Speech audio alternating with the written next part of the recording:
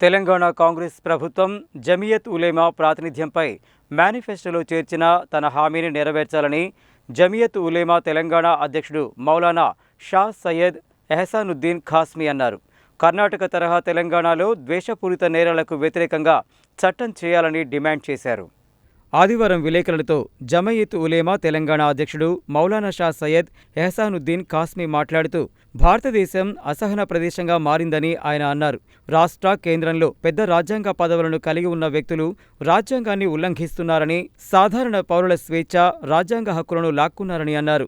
రాష్ట్ర జమియత్ రాజకీయ పార్టీలకు సమర్పించిన డిమాండ్లలో అతి ముఖ్యమైన డిమాండ్ ద్వేష ప్రసంగాలు, నేరాలను అరికట్టడానికి వ్యతిరేకంగా అసెంబ్లీలో బిల్లును ఆమోదించడమని అన్నారు. దీనిని కాంగ్రెస్ అంగీకరించి తన మేనిఫెస్టోలో చేర్చిందని ఆయన అన్నారు.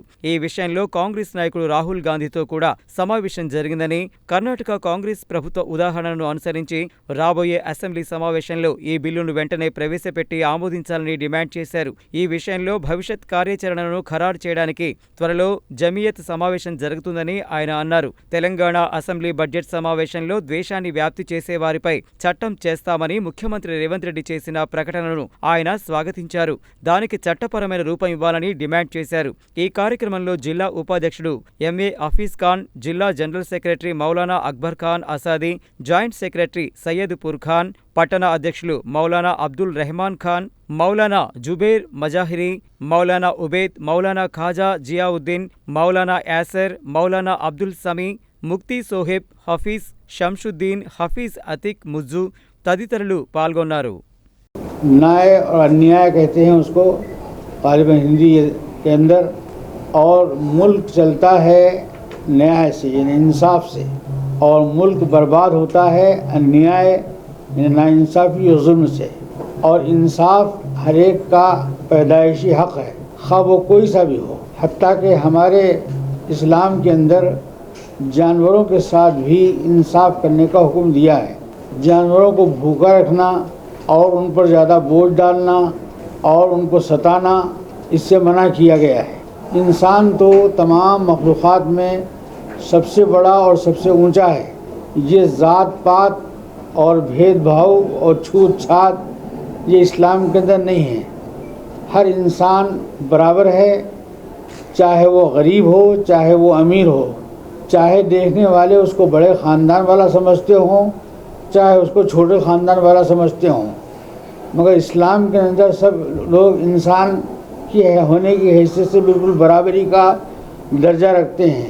कोई बड़ा से बड़ा आदमी अपने आप को ब्राह्मण कहता हो, या शेख कहता हो, या सईद कहता हो, और कोई छोटे से छोटा आदमी कोई मामूली बिरादरी का हो, वो और दोनों बिल्कुल हमारे नज़दीक और हमारे इस्लाम के अंदर एकसा हैं और बराबर है।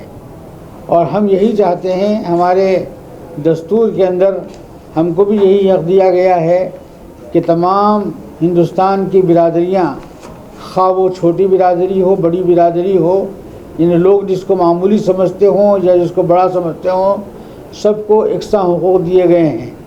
ये दस्तूर हमारे लिए बहुत बड़ी चीज़ है और हमारे हिफाजत का बहुत बड़ा ये ज़ामिन है। और इसी के नतीजे में हिंदुस्तान 78 साल से इस पर चलता आ रहा है और आइंदा भी इस पर चलेगा। तो इंसानियत के लिए कामयाबी रहेगी और उसके हुकूक मिलेंगे, वरना फिर यहाँ जंगल राज हो जाएगा। हर बड़ा आदमी छोटे आदमी को दबाने की कोशिश करेगा, हर बड़ी ज़ात वाला छोटी ज़ात वाले को दबाने की कोशिश करेगा। आज हिंदुस्तान के हालात बहुत ख़राब हो चुके हैं। जगह जगह मॉबलिंग का सिलसिला चल रहा है और मामूली बहाने के ऊपर अक़लियतों पर और दूसरी बिरादरियाँ हैं जिनको छोटी बिरादरी कहते हैं लोग, हल्की बिरादरी नीचे वाली बिरादरी कहते हैं, तो उन लोगों के ऊपर अत्याचार हो रहा है और उन पर मारपीट हो रही है और बिला वजह उनको सताया जा रहा है। तो जब तक ये सिलसिला बंद नहीं होगा तब तक मुल्क सालिमियत के साथ कायम नहीं रहेगा और बाकी नहीं रहेगा। हेड क्राइम एक है और हेड स्पीड एक है, यानी ये कि नफ़रती तकरीरें करना, बयानात करना और नफ़रती जो है जराइम का अंजाम देना, ये जो है किसी मज़हब के अंदर दुरुस्त नहीं है, जायज़ नहीं है। ఈరోజు అంశము మీకు ఇప్పుడే చెప్పడం జరిగింది. క్రితము ఈ ఇష్యూస్లలో ఇస్లాంకి సంబంధించిందే కాకుండా వేరే మతాలకు ఒక అగ్రకులం బ్రాహ్మిన్స్ అనుకోండి, ఇంకా వేరే అనుకోండి, యాని ఎస్సీస్ అనుకోండి, ఎస్టీస్ అనుకోండి, కింద స్థాయి కులాలను కూడా కించపరచడము మరియు ప్రతి దగ్గర అనగదొక్కడము, ఇటువంటి అవాంఛనీయ సంఘటనలు ఎన్నో చోటు చేసుకునే తరుణంలో ఈ మధ్యకాలంలోనే ఒక ఇష్యూ మీద ఎన్నో జమియతుల్ ఉలమా, మన కాంగ్రెస్ ప్రభుత్వం, మౌలానా ఎహసానుద్దీన్ గారు జమియతుల్ ఉలమా అధ్యక్షులు గారు ఇప్పుడే చెప్పారు, కాంగ్రెస్ ప్రభుత్వము ఫార్మేషన్ కాకంటే ముందు మేము వారి ముందు పెట్టిన అంశాలన్నింటిలో ముఖ్యమైన అంశంగా ఈ మతపరమైన విద్వేషక స్లోగన్స్ కానివ్వండి, ఎవరైనా చేస్తే వారిపైన యాక్షన్ తీసుకోవాలి, వారిపైన చర్య తీసుకోవాలి, వారిని కఠినంగా శిక్షించాలనేది వారు కాంగ్రెస్ ప్రభుత్వం రాకంటే ముందే ప్రభుత్వం దృష్టికి తీసుకురావడం జరిగింది. అదే రీతిలో ఈ మధ్య కాలంలోనే ముఖ్యంగా మత విద్రోహాలకు పాల్పడాలంటే ఎవరో ఒకళ్ళు ప్రొవోక్ చేయండి మాత్రం అది కాదు. చిన్న ఈ ప్రొవోక్ చేయడం అనేది వదిలిపెట్టేసి నేరుగా మహమ్మద్ ప్రవక్త మహమ్మద్ సల్లల్లాహు అలైహి వసల్లం వారి పైన కూడా విద్వేషాలు చెప్పడం, ఎవరో అనామకులు దాన్ని ప్రోత్సహిస్తూ వల్ల వేరే వాళ్ళు కూడా వాడు చేయడము, అది చాలా బాధాకరము. ఎన్నో ఇష్యూస్లలో కూడా ఎజిటేషన్స్ కూడా జరిగినాయి.